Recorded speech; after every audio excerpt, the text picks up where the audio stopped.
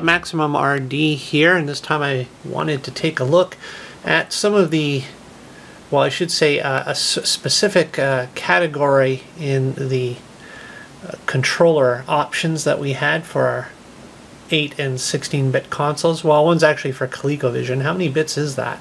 I should actually know myself. Actually, the ColecoVision being my favorite retro console of all time, but I'm not too sure actually. So one of you kind people can leave a comment in the comments, I guess. Leave an answer in the comments. Anyways, the reason I got onto this subject was I had noticed, I'm pretty sure it was a picture in one of my groups from Kevin Dean Twiner. No, I think it's Tweener, actually. I'm not 100% sure. So Kevin, if I'm getting your name wrong, please let me know how to properly pronounce your name. I'm horrible with names, and I hate consistently getting someone's name incorrectly. So I'm going to go with Tweener, Kevin Dean Tweener. Kevin. You people just need to know him as Kevin. And he's on YouTube, link in the description as well. I'll give you a link to his Facebook and his Google+. He's just a guy who loves everything associated with video games, consoles, what makes them tick, so on and so forth. So check Kevin out. Drop by, say hi, tell him Rob MaximumRD sent you. And yeah, so I noticed a post by him. I think it was a picture for his Sega Genesis, and the controller in the image was something that I also have. It's a touch-based, or I should say a touch-sensitive controller known as the Turbo Touch 360 for the Sega Genesis, a third-party compatible controller by a company called Triax. And I have one of those, and I also have one for another system, as well as another of, I would say, something that utilizes the same kind of technology, if not something very close to it. So yeah, I just thought it might be interesting to do videos on alternative controllers, or I guess I should say just ideas and options that were presented by other companies over your default or stock controllers that came with systems and consoles. So let's take a look. I did drop some information here. Actually, I'm going to run this commercial. This is a commercial on YouTube for the Turbo Touch 360 by Triax. I'm the new Turbo Touch 360 controller right there. from Triax. I'm the ordinary video game controller. I have action buttons and multi-function turbo. So do I. I have a touch sensor for effortless movement in all directions. I have a rocker switch with up and down, left and right movement. Loser! I can easily move diagonally and in a circle. That's tough for me. I can move objects on the screen as fast as I can move my finger. You can? I'm guaranteed for longer play and higher levels. I'm not. Order guaranteed. Interesting. Interesting. 858-7429. Now, of course, as always presented, the best option. Was it necessarily better? Did it actually improve your game or increase your scores or improve your control? Well, that's questionable. I'm going to give it to you straight. There's a lot of people, now I've seen comments on these type of controllers, and a lot of people will downright say they suck. They hate them. Worst controllers they've ever used, so on and so forth. And I'm not going to debate that, or even try to. I've always been the type of person, there's not too many controllers that I'll outright say I hate or that I think suck, because I've always just kind of, been happy with any controller I could get a hold of and get my hands on, and I would just, just keep at it and keep at it till I adapted to it and figured it out. And indeed, no different with these controllers. We'll start with this one here, the Turbo Touch 360 by Triax for the Sega Genesis, by association the Megadrive. The difference being, yes, 360 degrees of movement, and as you say, you can select those movements as fast as you can move your finger, so on and so forth. Now, what that means in the commercial, I don't know. It seems you could do the same with a gamepad. But I guess that he's trying to imply that because it's a flat surface and you don't necessarily have to, like, you know, pick your direction and press down, that it might be faster to actually just swipe your finger across, and as soon as your finger's there, you don't even have to press down. It's already sensed your motion, increasing your rate of control. Again, that is questionable. Now, certainly in games that require just your typical up, down, left, and right configuration, let's say something like Pac-Man, or something where you're locked in a grid on the screen, some maze type of game, well, I mean, then your only option is to go left, right, up, and down. There's no in-between option. And I think that's where these type of controllers are actually not as accurate or not as desirable, and could be somewhat annoying, because I had given it some thought, and what I find is, you know, typically we don't look down at our controllers. They become a natural extension of our own bodies, and we get used to that.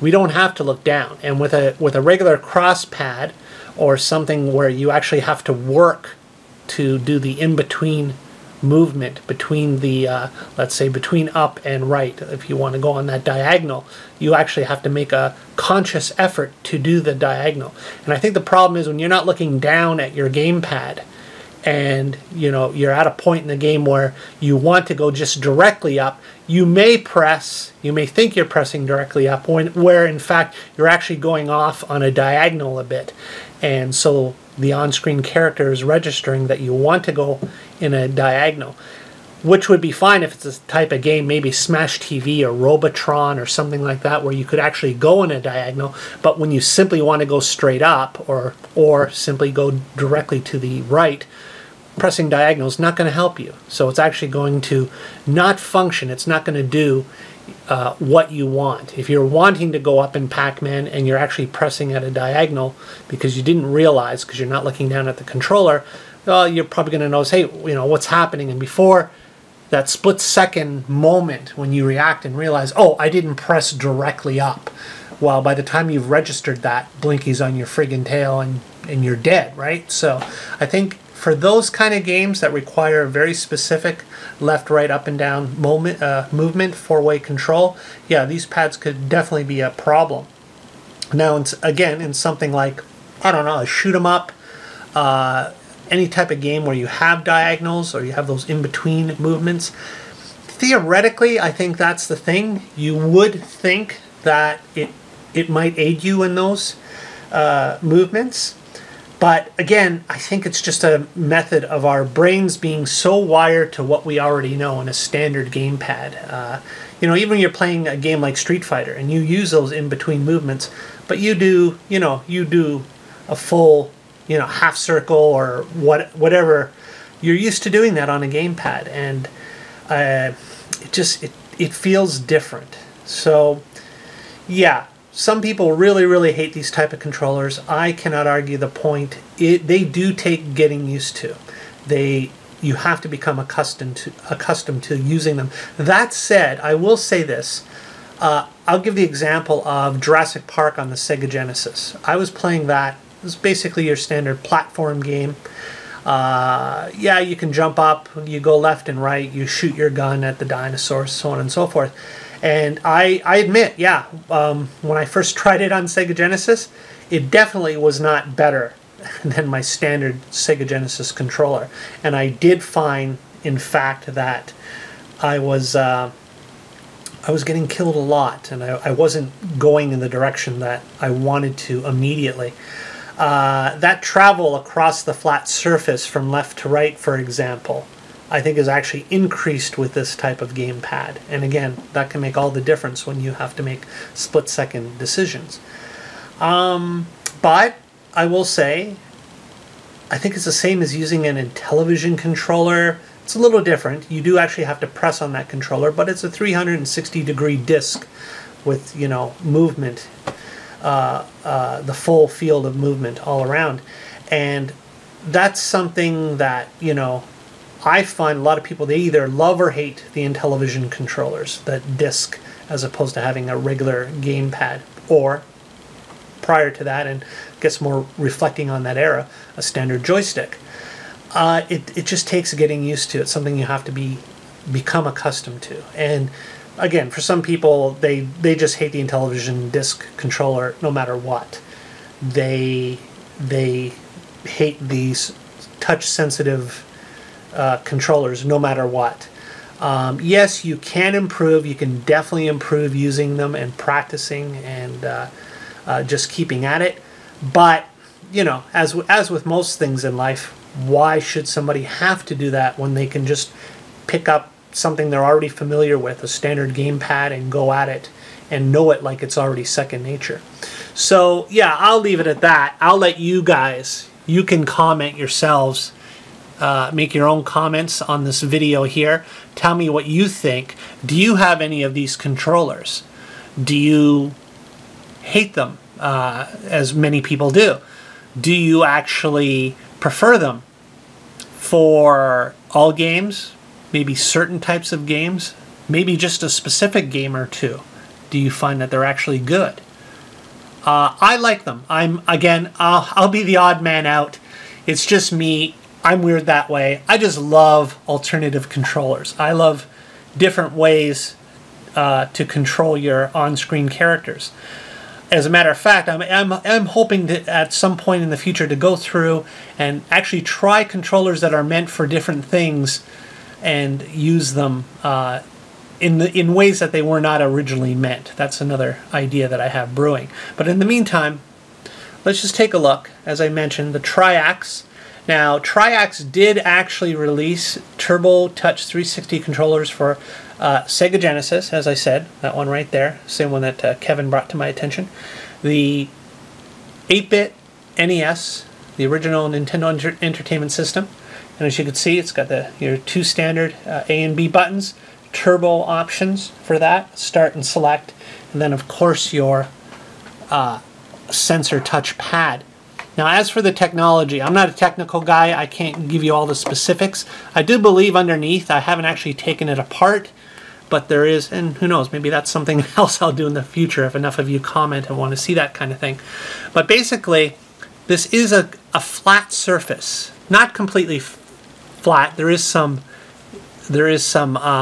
design on there a little bit, if you can make it out there. And I think that's just so you get some kind of indication that you are touching directly.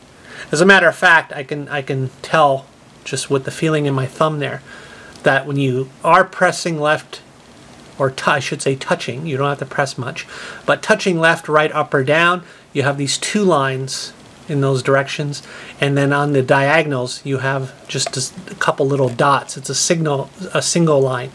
So I guess theoretically, going back to what I was saying earlier about not seeing the direction you're pressing, your brain would probably, if not consciously, at least subconsciously, become aware of the fact that you are pressing in a specific direction or at a diagonal in between the four main directions, just by how it feels on the surface there.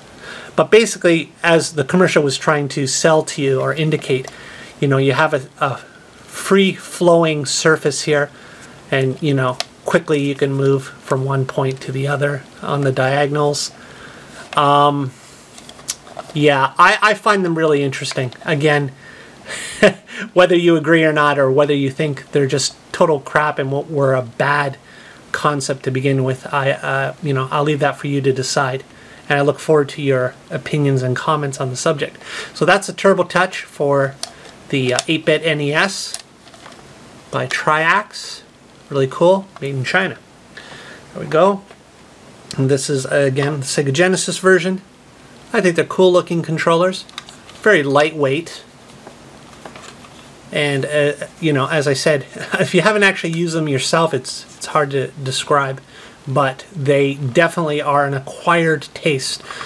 Or I guess I should say, in this case, an acquired touch. But very interesting. I like them. I like them a lot. I hope one day to actually get the Super Nintendo version. That would be great to complete that collection. Now, this one here actually has a special place in my collection. This is a joy sensor, and again, I believe it's the exact same technology. I can barely feel this. Pretty much looks like the same flat surface. I can just barely feel something underneath there. So this one's interesting. The joy sensor for ColecoVision also has a turbo button. I'm not sure if that's for the turbo. It actually says right here, rapid. I guess you would press that to engage rapid firing. And then fire buttons there instead of on the side for like your regular ColecoVision controller. This one is by Suncom, obviously made several years before even the 8-bit Nintendo Triax pad.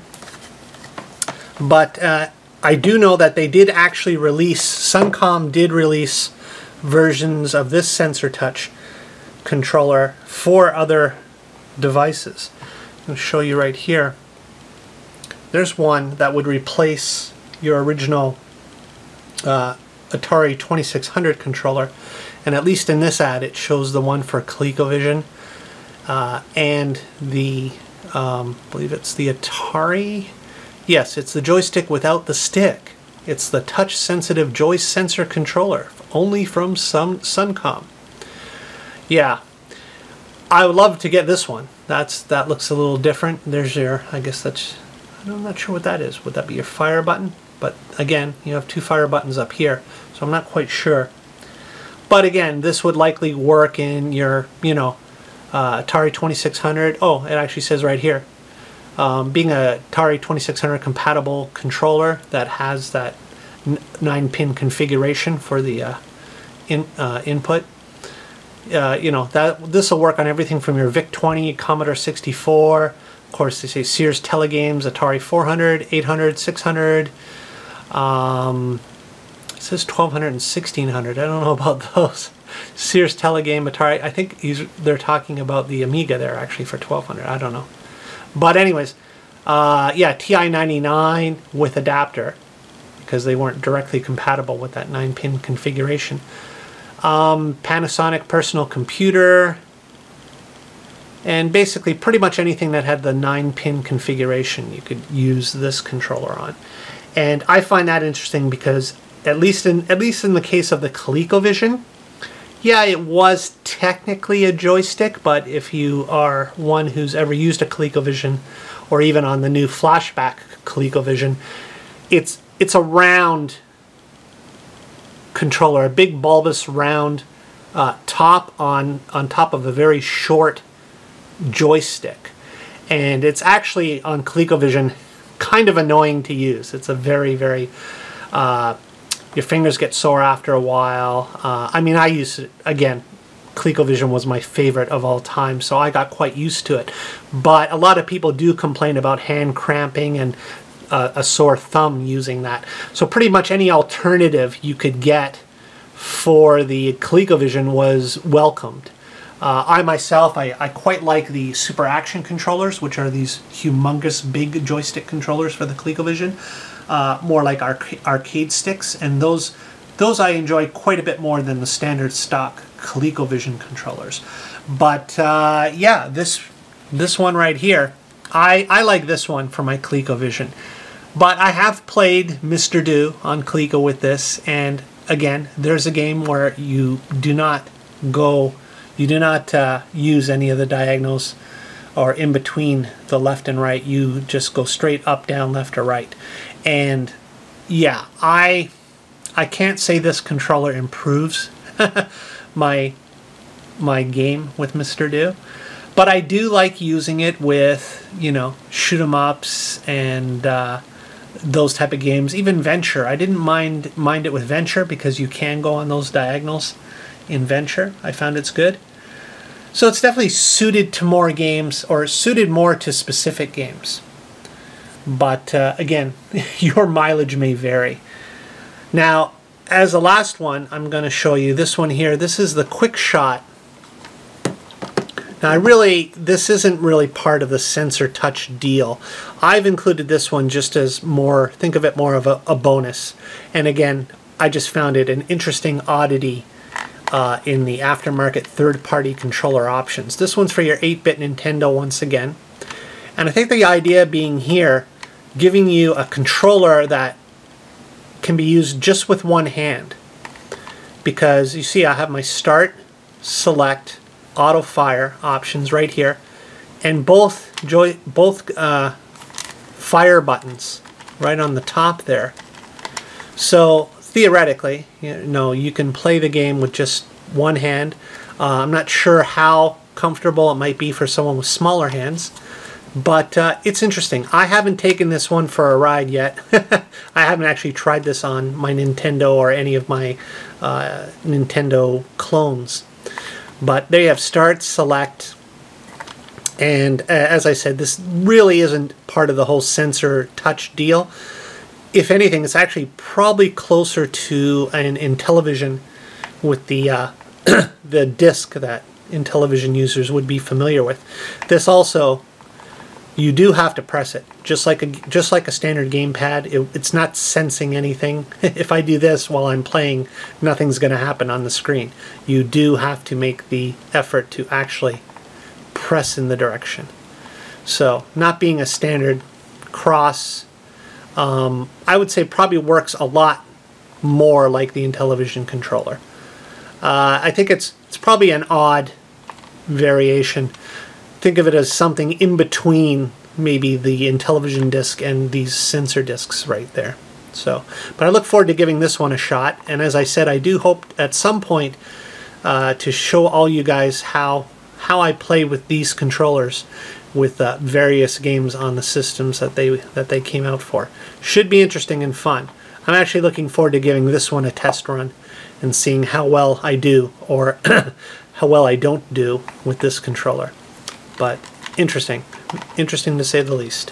So that's it. That's the Quickshot for 8-bit Nintendo, the Joy sensor for ColecoVision, Turbo Touch 360 for both the Sega Genesis and the 8-bit Nintendo. Now, I will have several links. I've already looked them up in the description. You guys, most of the ones that I've looked up here, for more information on the Turbo Touch and sensor line of controllers. I will include links to all of those. And again, please feel free to share your insight, your experience, your frustration, your hate for these controllers. Or if you have any other third-party or alternative method of control that you've either enjoyed or absolutely hated, make a comment in the video. I look forward to reading it. Thanks. Rob, MaximumRD out. Hello once again, Kevin. Check out his channel, guys. And that's it for now. Thanks for watching. And my hand has started severely shaking. I don't know why. Just trying to shut the damn recording off. What's wrong?